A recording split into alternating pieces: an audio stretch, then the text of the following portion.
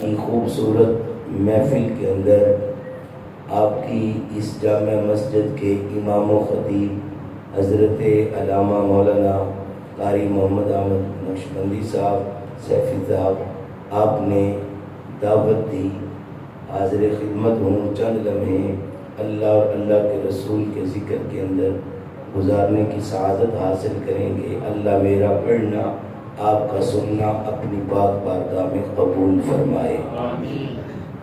عزیزان گرامی، قرآن مجید قرآن رشید سے چند الفاظ نور پڑھے۔ ارشاد فرمایا لا اقسم بہذا البلد وانت حل بہذا البلد، اے محبوب مجھے اس شہر مکہ کی قسم اللہ شہر مکہ کی اٹھا رہا ہے۔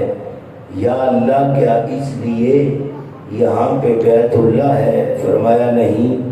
کیا اس لیے یہاں آب زمزم ہے؟ فرمایا نہیں۔ کیا اس لیے کہ یہاں پہ حجر اسود ہے؟ فرمایا نہیں۔ کیا اس لیے کہ یہاں صفا اور مروہ کی پہاڑیاں ہیں؟ فرمایا نہیں۔ مالک یہ شہر مکہ کی قسم اٹھانے کی ضرورت ہی کیا تھی کہ شہر مکہ کی قسم خدا ہو کر اٹھا رہا ہے؟ فرمایا تم جانتے نہیں ہو، قرآن کو پڑھ کر دیکھو، جب اگلی آیت کو پڑھا وَأَنْتَ حِلٌّ بِهَذَا الْبَلَدِ، فرمایا شہر مکہ کی قسم اس لیے اٹھا رہا ہوں کہ ان گلیوں میں میرے سونے محمد کی تلیاں لگ گئی ہیں۔ آپ کیونکہ تھوڑے سے بیٹھے ہیں تو سارے نظر آ رہے ہیں اور آپ کی حرکات و سکنات بھی نظر آ رہی ہیں، تو بس آپ توجہ کا طلبگار ہوں۔ اب جناب شہر مکہ میں میرے حضور کی تلیاں لگ گئیں اور یہاں پہ مرزا شفیق صاحب بیٹھے ہوئے ہیں اور یقیناً یہ لوگوں کو مکہ اور مدینہ کی سیر کرواتے ہیں، کیونکہ لوگ ان کے تھرو جاتے ہیں عمرہ کرنے کے لیے، حج کرنے کے لیے۔ تو آپ اگر دیکھیں، میں کیونکہ تازہ آیا ہوں، جس طرح قبلہ فرما رہے تھے کہ اگر آپ حج اور عمرے کو دیکھیں تو پورے کا پورا حج یا عمرہ اللہ کے محبوبوں کی ادائیں نظر آتا ہے۔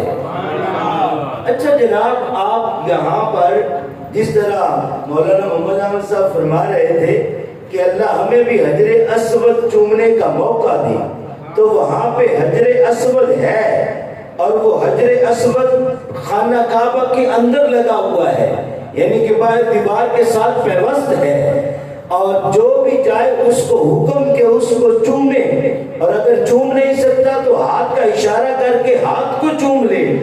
اب اللہ کا گھر ہے، اللہ کے گھر میں پتھر کو چومنے کا حکم ہے، پتھر کو چوما جا رہا ہے۔ یا اللہ یہ پتھر اس کو کس لیے چوما جا رہا ہے؟ فرمایا جانتے نہیں ہو، یہ کوئی عام پتھر نہیں ہے، اس پہ میرے محمد کے لب لگ گئے، میں نے اس کو بھی شان والا بنا دیا۔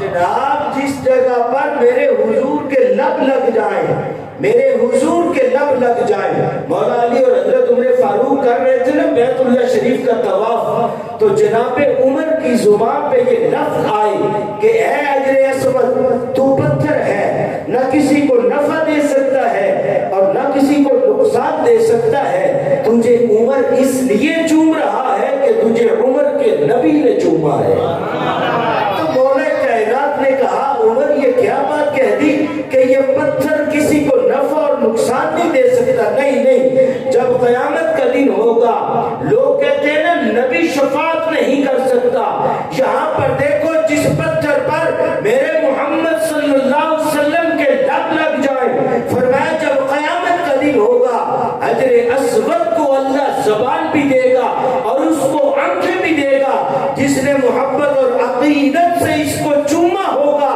حجر اسود شفاعت کرے گا، اللہ گناہ معاف کر کے جنت عطا فرمائے گا۔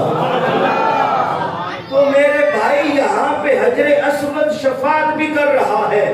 اچھا یہ نسبت ہے حجر اسود کو میرے حضور کے لبوں کے ساتھ۔ اچھا جناب وہاں پر مقام ابراہیم ہے، مقام ابراہیم پتھر ہے، وہ پتھر جس پر ابراہیم علیہ السلام کے قدم اب جو بھی جائے تو وہ 7 مرتبہ بیت اللہ شریف کا وہ 7 چکر پورے کرنے کے بعد طواف کے بعد وہاں مقام ابراہیم پہ نفل پڑتا ہے اور پھر چلتا ہے صفا اور مروہ کی طرف۔ اب سمجھیے اس بات کو، یہ مقام ابراہیم پتھر ہے، وہ پتھر جس پر ابراہیم علیہ السلام کے قدم لگ گئے، اب وہ عام پتھر نہ رہا، اللہ نے اسے بھی شان والا بنا دیا۔ اچھا جناب، جب یہاں سے جاتے ہیں نا صفا مروہ کی طرف، میں اپنا چلو جو منظر نام میں وہی آپ کے سامنے رکھ رہا ہوں، تو جناب پھر وہاں پر رچ کے پیتے ہیں آب زمزم۔ یہ پینا ہوئے تو عید کا سویرے آ جائے گے انشاءاللہ پیا دیا۔ اجے ایک کہنی پئی ہوئی ہے، 3 سال اسی لے کے آئے سی تے ایک پئی ہوئی ہے، تسی میں آج جان لگے میں کہ چلو تھوڑے واسطے کھجوراں تسبیح نہیں چلاں گا، جو رکھ کے تے میں ادھر آ گیا، یاد نہیں رہا۔